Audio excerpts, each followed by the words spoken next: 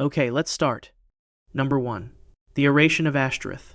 You're at the excavation site of Beth Shean in the Jordan Valley, 20 miles south of the Sea of Galilee, in the summer of 1928. The University of Pennsylvania Museum has been digging here since 1921 under Clarence Fisher and now Alan Rowe, and they have found something that does not fit the canonical model of Israelite religion. Level after level of Canaanite temples, at the same site where the Bible places one of Israel's holiest cities. In the deepest Canaanite stratum, level 9, pre-Israelite, dated to the 13th century BCE Rose Team, uncovers of basalt stele in Canaanite script alongside the known temple iconography. Rosefield Notebook for July 14, 1928, describes it as the most theologically significant text of the excavation, requires separate study before any publication. The stele is transported to the University of Pennsylvania Museum of Archaeology and Anthropology in Philadelphia. A 1959 internal catalog notation by James Pritchard, editor of Ancient Near Eastern Texts, the standard scholarly reference for primary sources from the ancient world, reads, "Inscription of unusual doctrinal sensitivity, requires separate treatment. It has never received separate treatment. The stele is in storage in Philadelphia under field designation BSNIN, ETEN, TWENTYE, IGHTN, INESTRZE, EROF, OUR. It has not been exhibited or publicly described.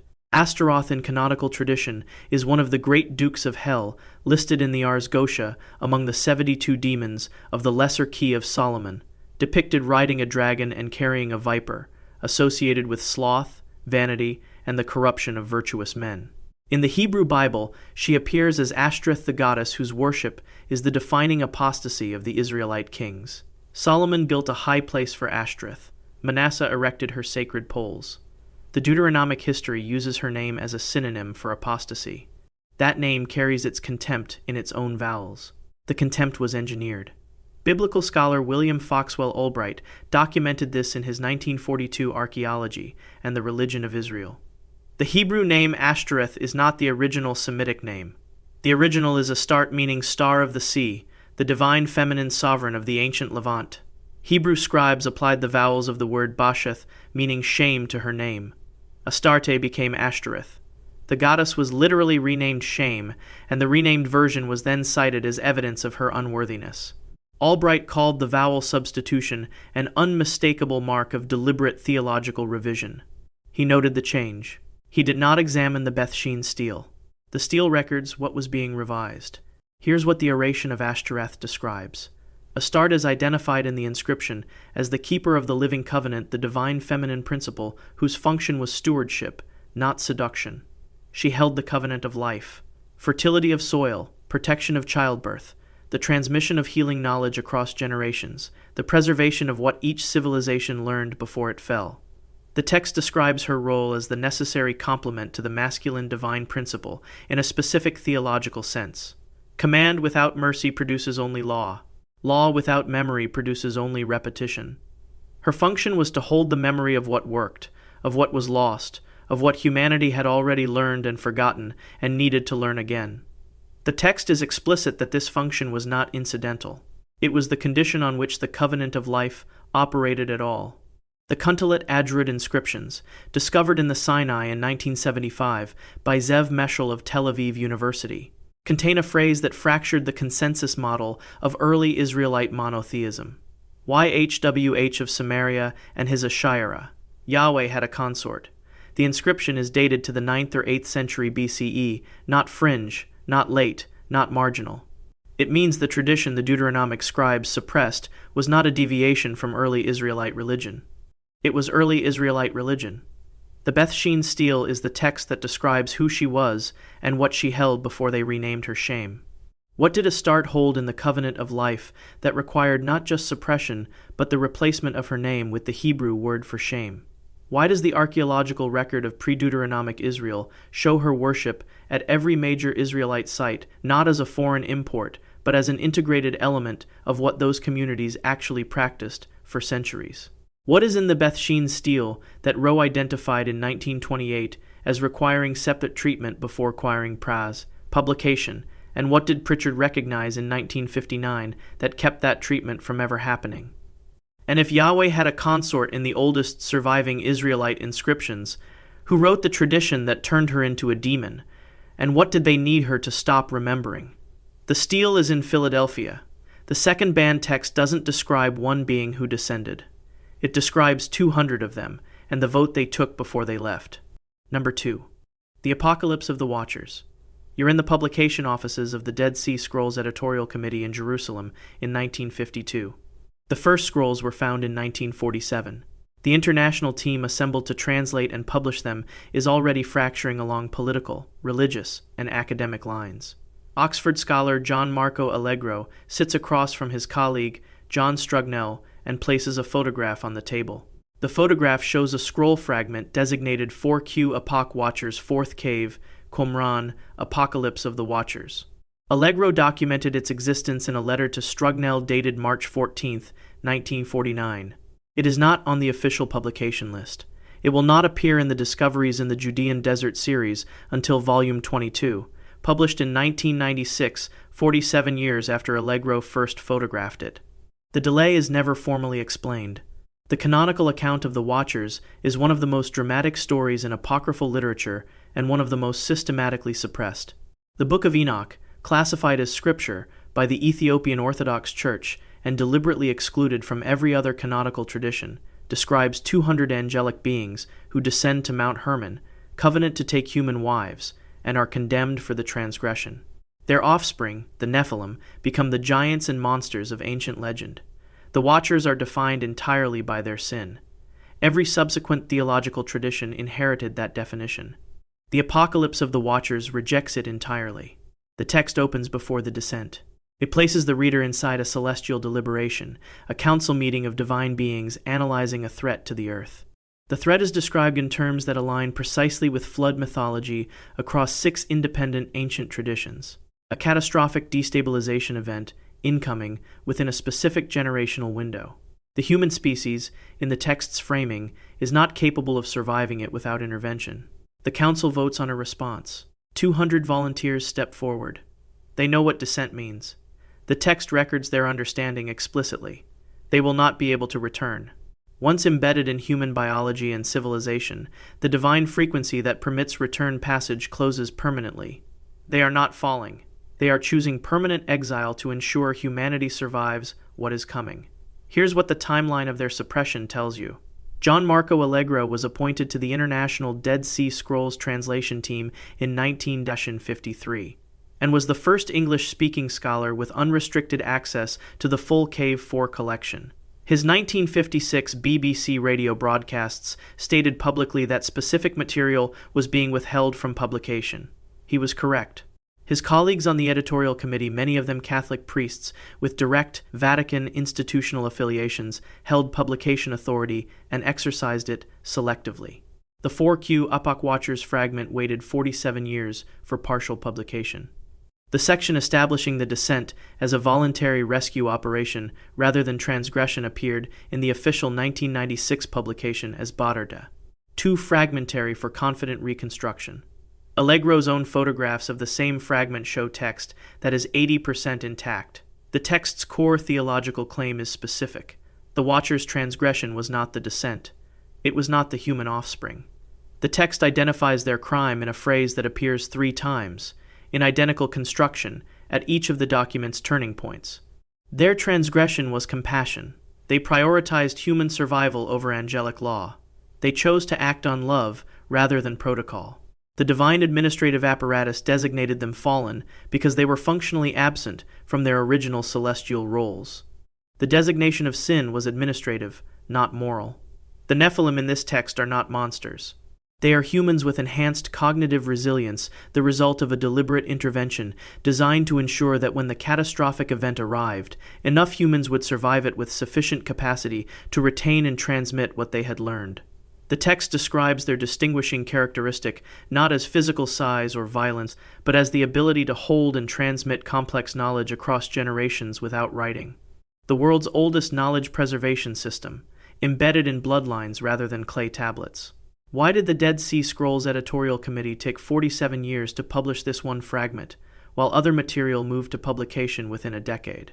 Why does Allegro's photographic record show readable text that the official publication classified as too damaged to reconstruct? What catastrophe did the pre-descent deliberation describe as incoming, and what happened to the civilizations that existed at exactly the period when the Watchers are described as having arrived on Earth? And if 200 beings stepped forward, knowing they would be called fallen, knowing the account of their descent would be written by the faction they opposed, what does that cost inside a theology that was built on that exact account? The scroll fragment is in Jerusalem. The third text was hidden closer to home, and the being it describes was reclassified through a name change that took 2 centuries of scribble revision. Number 3. The Sophia of Lilith. You're in a limestone cave in the Judean hills, 12 miles south of Qumran, in the spring of 1947. A Bedouin shepherd named Muhammad al-Dib is looking for a stray goat when he finds a clay jar sealed with bitumen in a cave recess at shoulder height. He opens it expecting grain. What he finds is 14 papyrus scrolls wrapped in aged linen, in better condition than anything that has any right to survive 2,000 years in a limestone cave. He sells them 2 weeks later to Bethlehem antiquities dealer Khalil Iskander Shaheen, known to the trade as Kando. 3 of the scrolls eventually reach the Rockefeller Museum in Jerusalem. One of them, catalogued internally as JMN, INET, ENF, ORTYSEV, ENSOPH, is examined in 1952 by Hebrew University archaeologist Yigael Yadin. He produces a 14-page private assessment report. He classifies its doctrinal content as pre-Valentinian Gnostic, theologically irreconcilable with established tradition. The report is filed. The scroll is moved to restricted storage. It has not been exhibited or publicly described since. The being this text describes has one of the most systematically degraded reputations in the theological record. Lilith in canonical tradition is a demon of the night, a child killer, a seductress who haunts sleeping men, a chaos creature expelled from the garden for refusing to submit to Adam. The alphabet of Ben Sira, a 10th century CE medieval text, codified this version and it became the standard. But the scroll Yadin examined predates the alphabet of Ben Sira by over a millennium, and it describes an entirely different being with the same name. The Sophia of Lilith describes a being who was not created from Adam's rib and was not expelled from any garden. The text's opening is precise about her nature. Lilith is identified as a Sophia, the Greek word for wisdom, used in Gnostic tradition to denote a class of divine beings assigned specific custodial roles in human development. She was not Adam's wife. She was Adam's teacher. The text is unambiguous. She was sent to teach early humans. The text uses the collective Aramaic word Adamah, meaning earth people, the practice of self-knowledge, understanding their own nature, their capacities, and their origin. The knowledge she carried was the knowledge of what humans actually are, not subordinate creatures dependent on divine mediation, beings with inherent divine nature who had been prevented from knowing it. Here's what the Deuteronomic scribble movement of the 5th century BCE did with that knowledge. The reform that produced the Book of Deuteronomy reshaped the entire Hebrew textual tradition with one consistent governing purpose. Any narrative in which humans possessed inherent authority or divine nature independent of priestly mediation was systematically rewritten or suppressed. A text describing a divine feminine teacher who carried the knowledge of human inherent divinity was directly incompatible with a religious structure that required priests as the only intermediaries between humans and the sacred.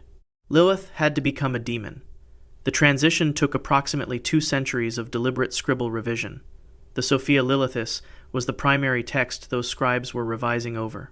Pope Gelasius I's 494 CE Gelasian decree, the historical document that formally classified hundreds of texts as heretical, specifically names a text called Liber Sophiae in its banned inventory. The physical description in the decree matches the scroll Yadin examined on every identifiable point.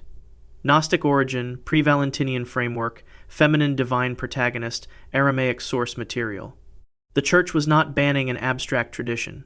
It was banning a specific document it had already identified. Yadin underlined a single line in his 14-page assessment report that has never been reproduced in any published work. The Sophia Lilithis states it directly. She was not punished for disobedience. She was silenced because she remembered what they wanted humanity to forget. The line survives in Yadin's report because he copied it verbatim. The report is in the Israel Antiquities Authority archive. The scroll it describes is in restricted storage at the Rockefeller Museum. The knowledge the scroll contains is sealed behind a classification designation in a museum in Jerusalem. What did Lilith teach that required 2,000 years of systematic character destruction to suppress?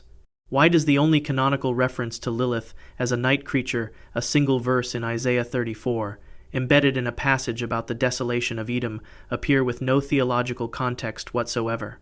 Why did the most consequential scribal reform in Hebrew textual history focus such sustained effort on eliminating the concept of inherent human divinity from every text that contained it? And what does Yadin's restricted report describe in the 13 pages that follow the line he underlined? Lilith was silenced for what she remembered. The next being was demonized not for what he knew, but for who he built for and what his employer did when the work was finished. Number 4. The Codex of Asmodeus.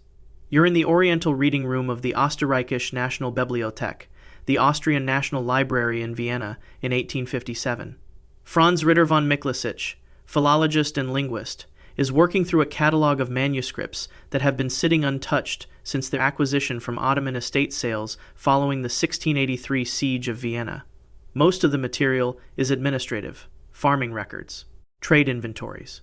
Then von Miklasich opens a leather case and finds a bound manuscript in Pahlavi, the script of Sassanidira, Persia, 4th to 5th century CE, that is not administrative at all. He catalogues it with a single handwritten note that has never been updated. Contains material of extreme theological sensitivity. Refer to superior.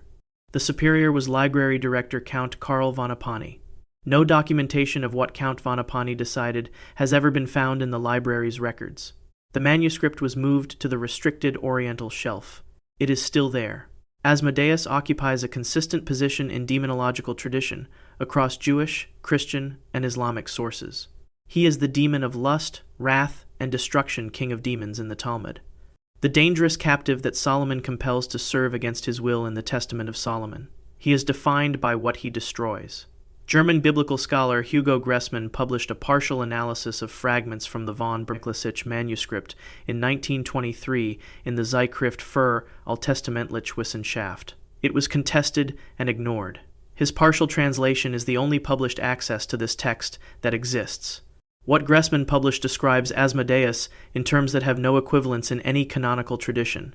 The text, which in Pahlavi translates approximately as the record of Ashmedeva, identifies Asmodeus not as a demon, but as an archon of sacred geometry, a being with specific custodial responsibility over architectural measurement. The sacred proportional system encoded in structures designed to function as conduits between human and divine frequency.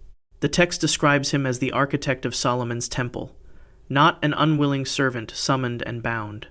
A willing partner who agreed to the project because Solomon's initial specifications matched the divine blueprint Asmodeus carried. The proportions aligned.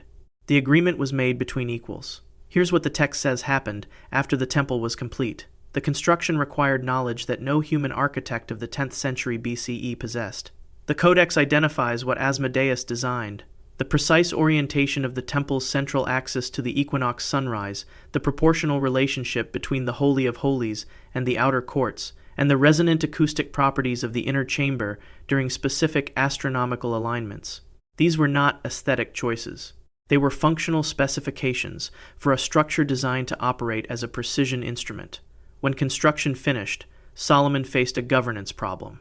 The greatest sacred structure in the ancient world had been built with non-human architectural knowledge from a source outside the Israelite priestly tradition. Acknowledging that source would raise questions Solomon could not answer on his own authority. Solomon used the ring bearing the divine name and object described in multiple independent sources from this period to bind Asmodeus in a bronze vessel and had it thrown into the sea. In the official record that followed, Asmodeus was reclassified from partner to captive, from architect to demon. The revision took one king's authority and one administrative decision. The Codex's final 8 words document this without anger. What Solomon sealed was not evil. He sealed a secret. Architectural historian John Wilkinson of the British School of Archaeology in Jerusalem documented the temple's anomalous geometric properties in 1978. His analysis confirmed proportional precision inconsistent with 10th century BCE Israelite construction capabilities. Wilkinson attributed the anomaly to influence from an advanced external tradition. He did not name the tradition. The tradition was on a restricted shelf in Vienna. Who designed the specific acoustic and astronomical properties of Solomon's temple, and what was that instrument designed to do? Why does the canonical tradition require that Solomon compelled Asmodeus against his will rather than engaged him as an equal partner, if the temple's design required non-human knowledge either way? What happened to the bronze vessel thrown into the sea? And if the most sacred structure in ancient Israelite religion was built with architectural knowledge from outside that tradition, what does that say about every edict Solomon issued from inside it? The Pahlavi manuscript is in Vienna. The next text describes a being who didn't build anything. He made an argument, and the argument itself was enough to get him classified as the Prince of Darkness. Number 5. The Revelations of Belial. You're in the library of the Catechetical School of Alexandria in 230 CEE. Adjacent to the main collection, one of the greatest systematic theologians of the ancient world is reading a text that has been circulating in Gnostic communities across the eastern Mediterranean for a generation. Origen of Alexandria produced the first critical edition of the Hebrew Bible and the first systematic philosophical analysis of Christian doctrine. He read everything.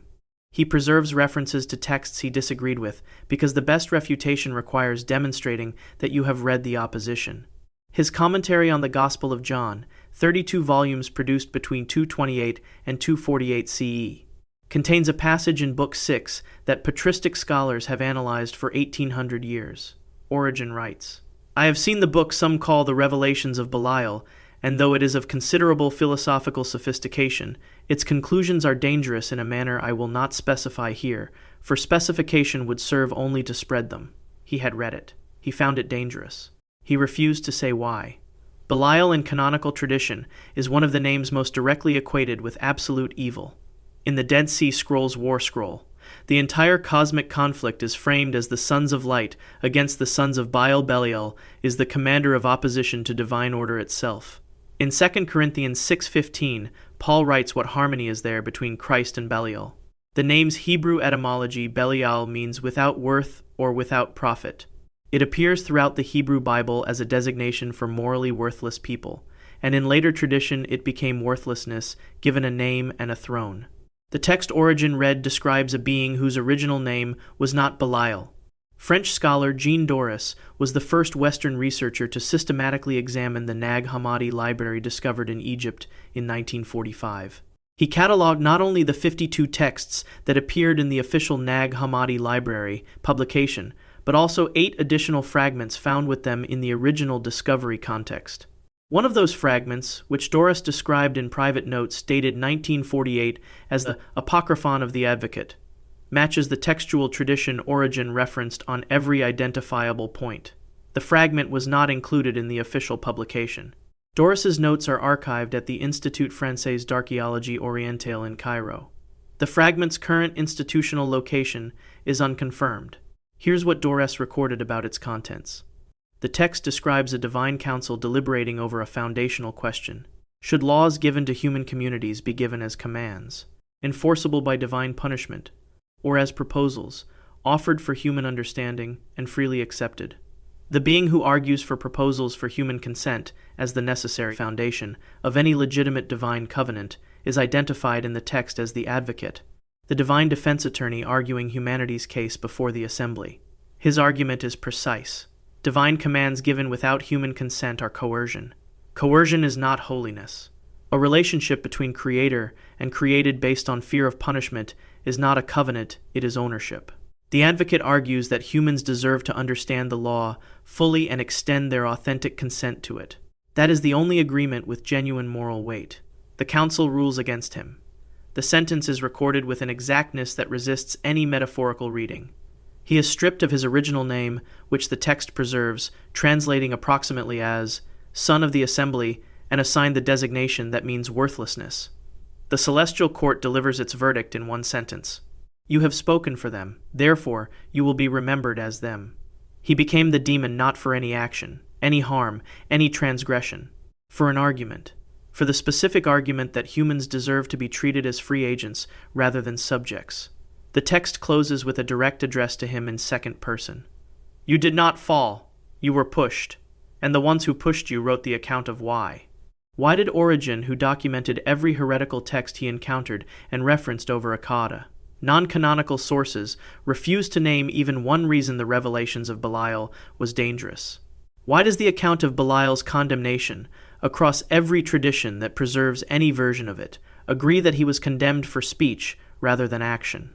What would a theological tradition built on obligatory obedience look like if it had to acknowledge a divine council document establishing human consent as the prerequisite for legitimate law?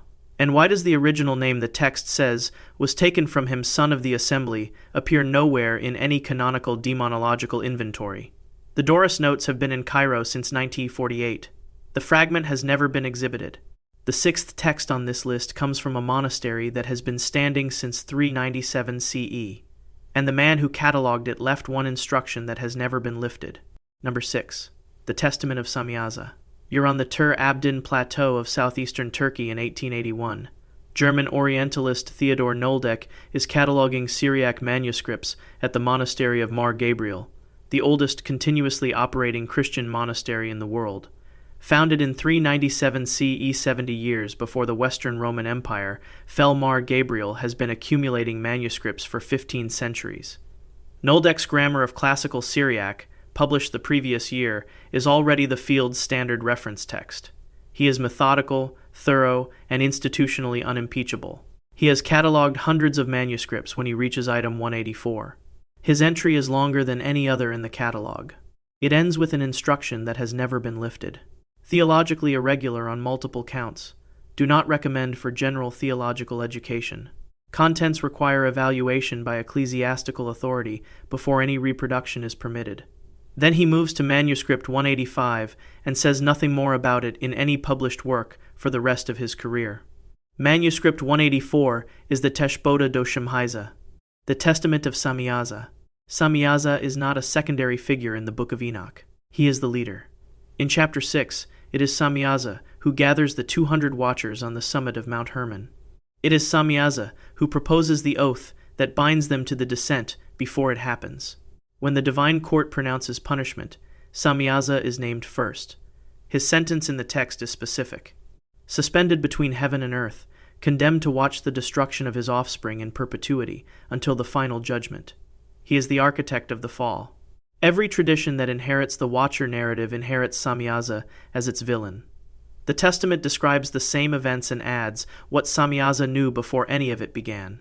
The text opens not at Mount Hermon, but inside the celestial assembly before the descent.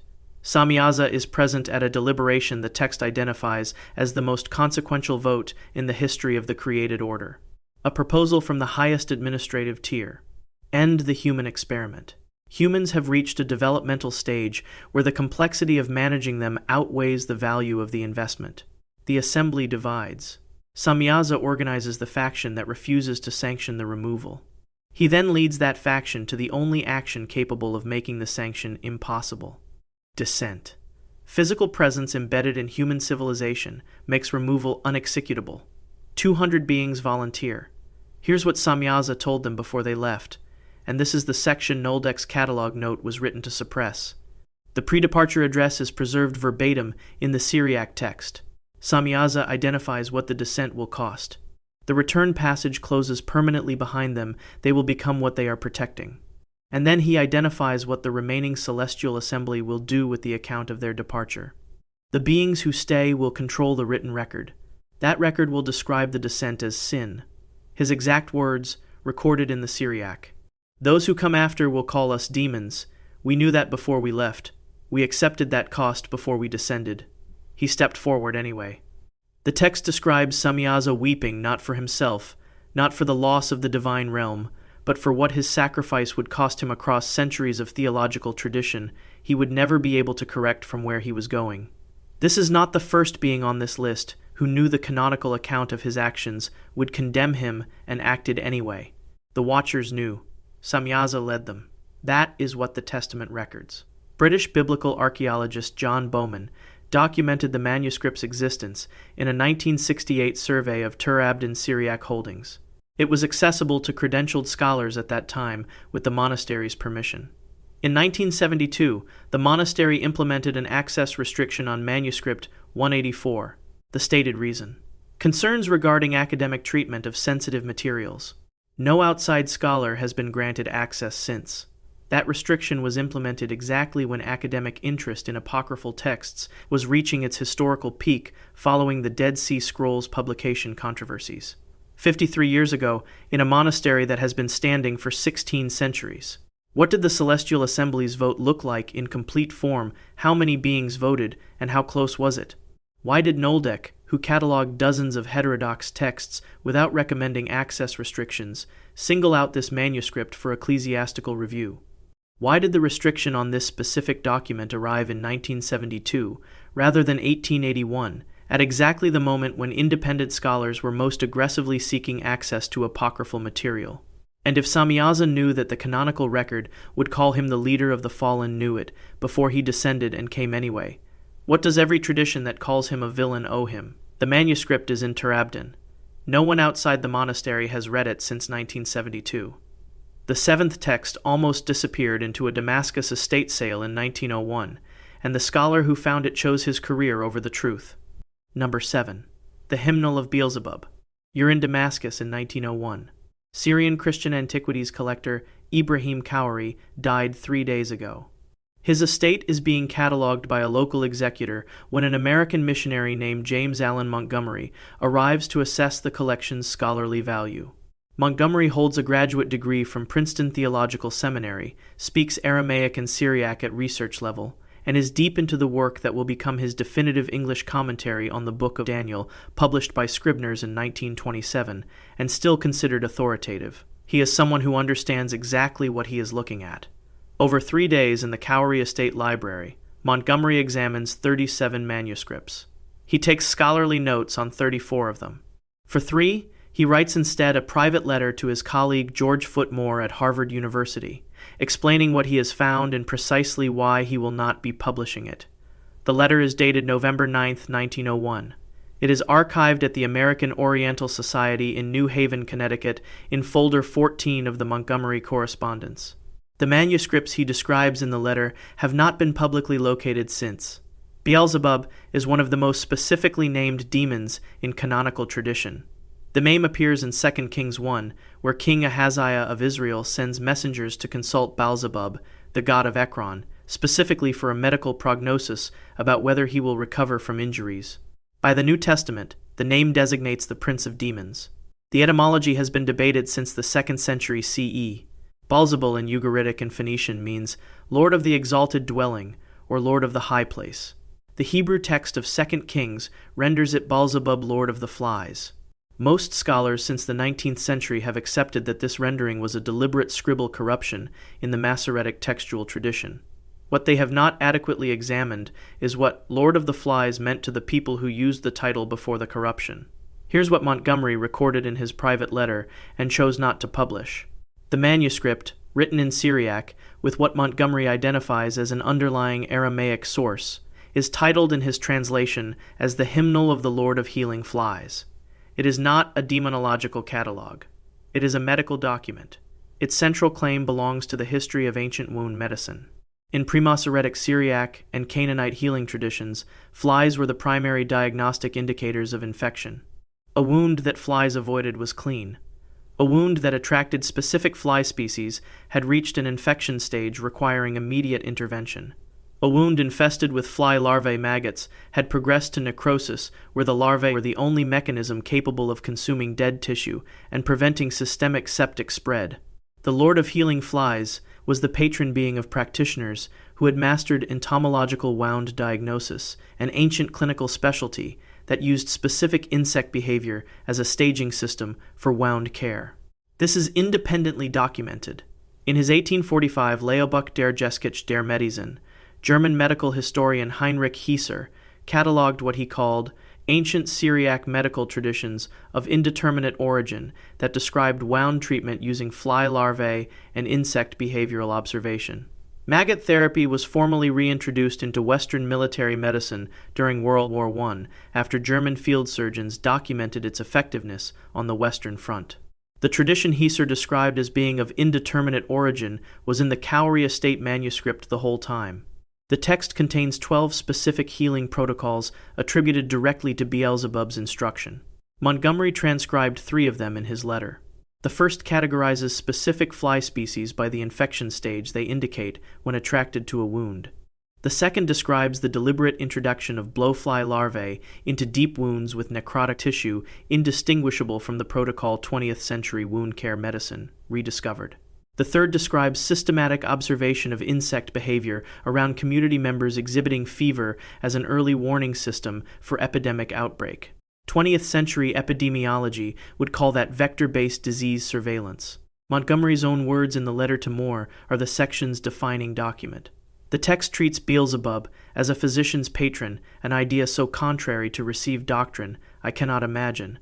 Publishing it without destroying whatever credibility my Daniel commentary will have with ecclesiastical reviewers. He chose the commentary. King Ahaziah of Israel consulted Beelzebub specifically for a medical prognosis, not for military counsel, not for general prophecy, specifically for a diagnosis. Why would a king consult a filth demon about whether his injuries would heal, if the tradition surrounding the name was already about filth and destruction? Why did the Masoretic tradition corrupt one specific divine name and attach concepts of healing to the resulting insult? What are the other 9 healing protocols that Montgomery transcribed and chose not to publish? And what does ancient Israelite religious authority look like when the communities it governed knew that the being named in their scripture as a demon was also the patron of the medicine keeping them alive? The letter is in New Haven. The manuscript is gone. The 8th text on this list explains where everything they made disappear actually went. Number 8. The Scroll of Abdon. You're in Cairo in 1896. Solomon Schechter, reader in rabbinics at Cambridge University, is standing inside the Genisa of the Ben Ezra Synagogue in the ancient Fustat district, the oldest synagogue in Egypt, built on the site where tradition holds that Pharaoh's daughter found the infant Moses. The Geniza is a storage room where Jewish law requires that any text containing the name of God be deposited rather than destroyed. The name cannot be erased. So it accumulates, beyond use, but beyond destruction. Schechter opens the Geniza and finds approximately 200,000 manuscript fragments going back 10 centuries. He ships them to Cambridge in 29 wooden crates. The Taylor-Schechter Geniza collection is still being catalogued 130 years later. Among the manuscripts Schechter notes in his initial survey is one designated JCEI, GHTEE, NN, INETY, SIXMG, THR, Judeo-Arabic hand, estimated 10th century CE, preserving what the script characteristics suggest is a much older Hebrew source. His catalog notation reads, "Fragment of uncertain doctrinal status, requires further examination." Schechter dies in 1915 without completing that examination. The fragment sits in the Taylor-Schechter collection at Cambridge University Library under accession number TSKONEPO INTFO URTEN. It has been noted in 3 internal inventory reports since 1915. It has never been published. Abdon appears in Revelation chapter 9. The 5th angel sounds his trumpet, the shaft of the abyss opens, smoke rises, and out of the smoke come locusts with the power of scorpions. Their king is named in verse 11, the angel of the abyss, whose name in Hebrew is Abdon. The name appears 6 times in the Old Testament as a synonym for Sheol, the place of destruction. In every subsequent theological tradition, Abdon is the destroyer, commander of the bottomless pit, angel of annihilation. Cambridge Genesis researcher Stephen Rafe noted the fragment's anomalous content in a 1988 internal catalog supplement. His note on TSK 1.14 consists of a single sentence. The text appears to describe Abdon in the role of archivist, rather than destroyer. He did not elaborate. The fragment was not included in any published catalog supplement. Rafe retired from Cambridge in 2006 and has not published on this specific fragment. Here's what the text describes. The Hebrew word at the center of the scroll is teomem, the same word used in Genesis 1:2, darkness over the face of the deep, the void present before creation. In the canonical tradition, the Tehum is chaos that divine creation orders. In the Scroll of Abdon, the Tehum is a repository, the largest archive in the created order, designed for one purpose. to receive and preserve everything destroyed or suppressed in the material world, every text that was burned, every tradition dismantled, every civilization ended before it could transmit what it knew, every voice silenced before it could be heard. The Tihem receives all of it. The text states its governing principle directly. Nothing is actually lost.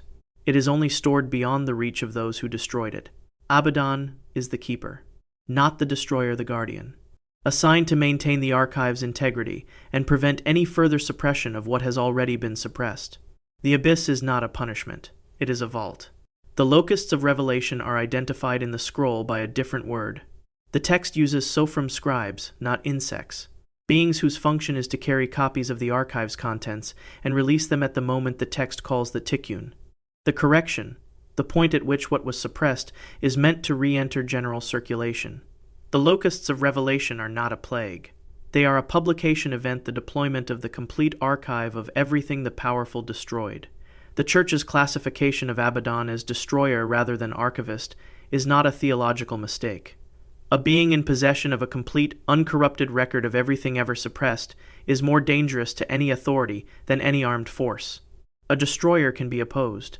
An archivist with everything you burned cannot. The text's key line, preserved in Rafe's 1988 note, and nowhere else in any published document. Do not fear the one who guards the deep. Fear those who made it necessary for him to guard it. Why does Revelation's account describe Abdon's locusts as beings with human faces, human hair, and the teeth of lions, not insects, if their function is mindless destruction? Why does the word Abdon appear 6 times in the Old Testament as the name of a place rather than a being? And what does it say about the tradition that converted a location into a villain? What is in TSK 1.14 at Cambridge that Rafe identified in 1988 and no one has published since? And if the abyss is a complete archive of everything suppressed, what does the existence of every text on this list tell us about what Abdon has been guarding? Everything they burned is filed somewhere. The 9th text was found at the bottom of the Dead Sea, and the scholar who examined it used one word in his notes that no one has followed up on. Number 9. The Epistle of Leviathan. You're on a research vessel on the Dead Sea in the fall of 1964. The water is 34% salinity, 10 times the concentration of the ocean, and nothing lives in it. The surface is flat, white-rimmed, and utterly still. Israeli naval divers are conducting a geological survey of the northern basin near the ancient shoreline of Qumran, the same geographic zone, where, 17 years earlier, the greatest manuscript discovery of the 20th century began in a cave 100 yards from the water's edge.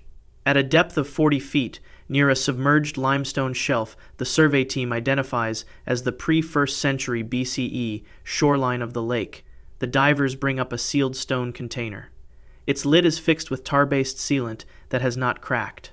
Inside, wrapped in wax cloth, are copper-bound papyrus scrolls still legible after more than 2,000 years.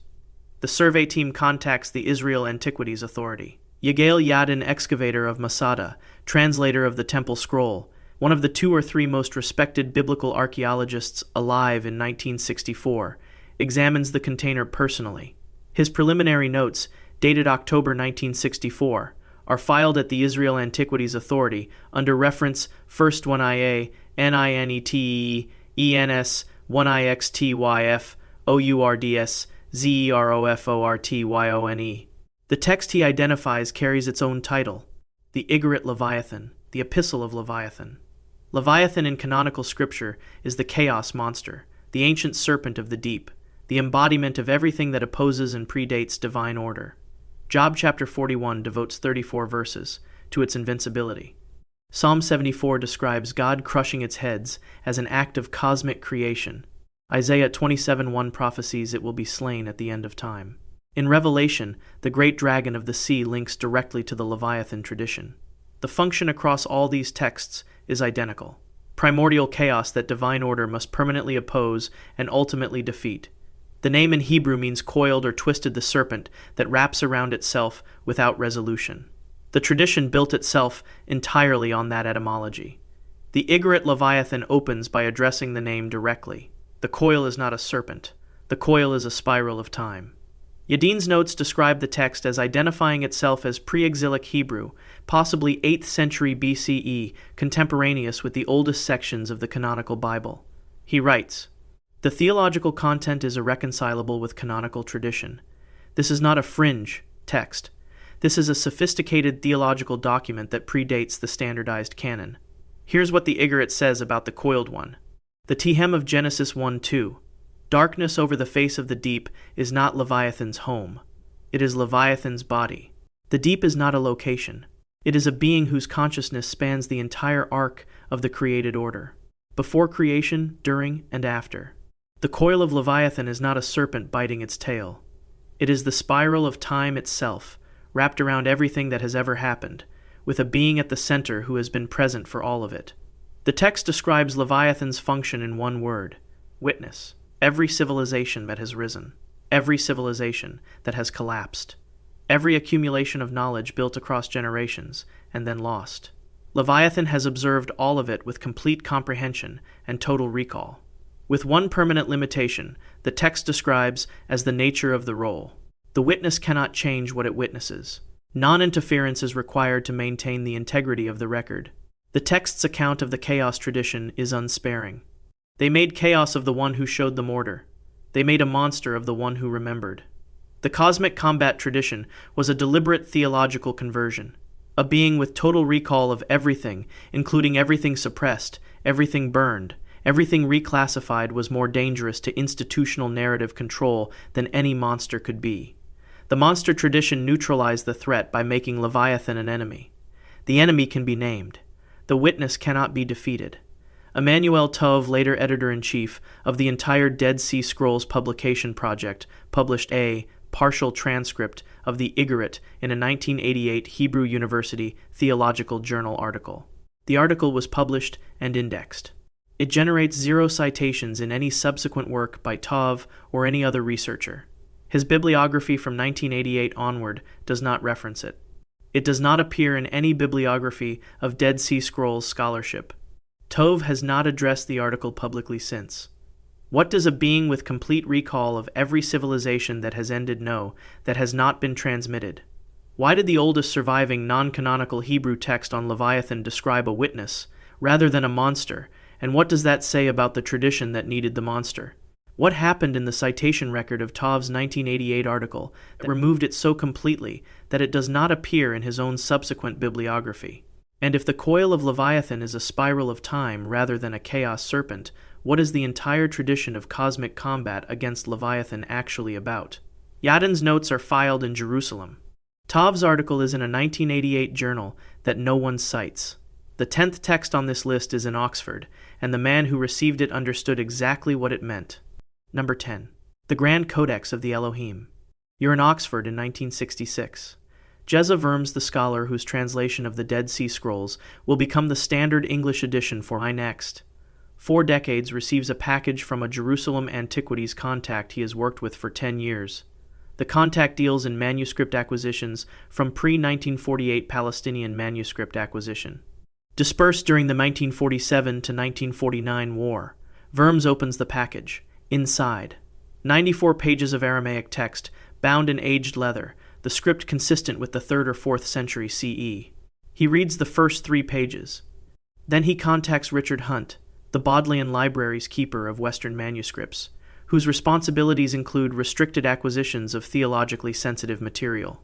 Hunt logs it. The manuscript goes into restricted classification.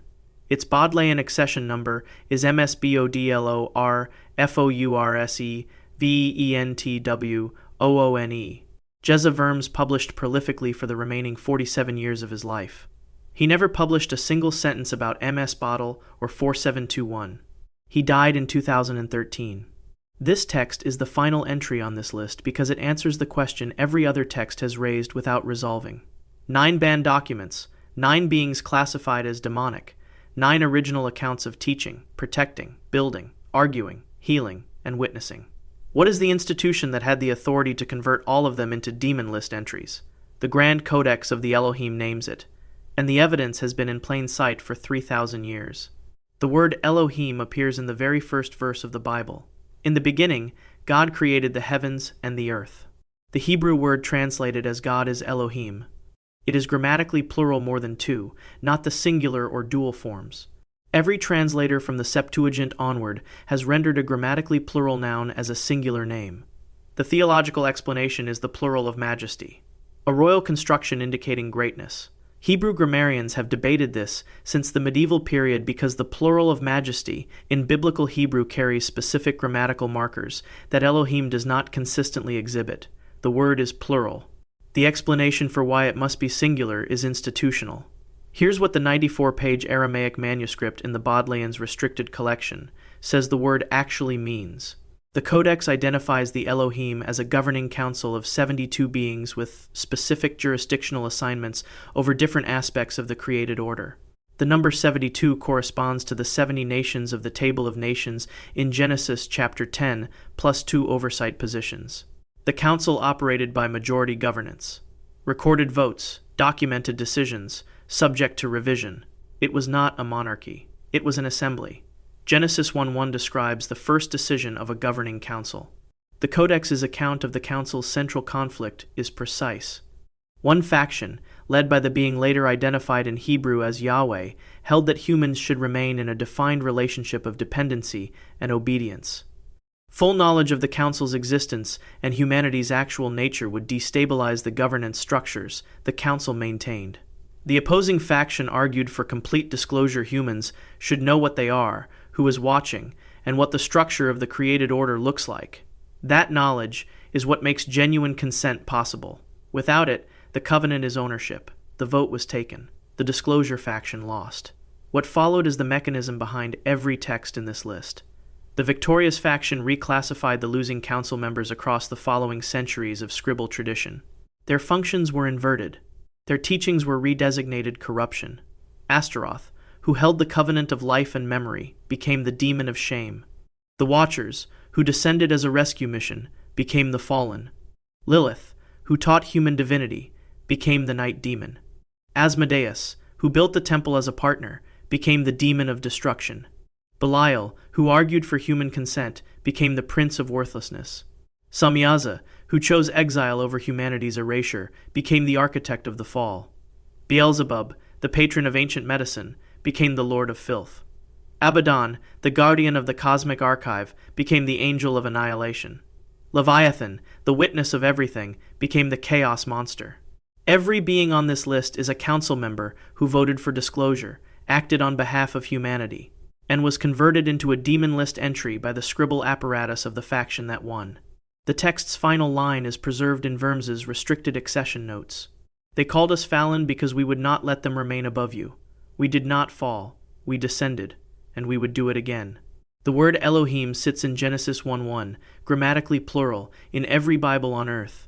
3 billion people have access to the evidence daily. The Codex in Oxford simply explains what it means. Across these 9 texts and this final codex, the pattern is exact. Every being the church classified as evil was a member of a divine council who chose humanity over hierarchy. The demon lists in every canonical tradition are the losing side of an argument about whether you deserve to know the truth. Subscribe so you don't miss the next one. Like if you think the books they burned might have had the answers they never wanted you to find. And drop a comment telling us where in the world you're watching from.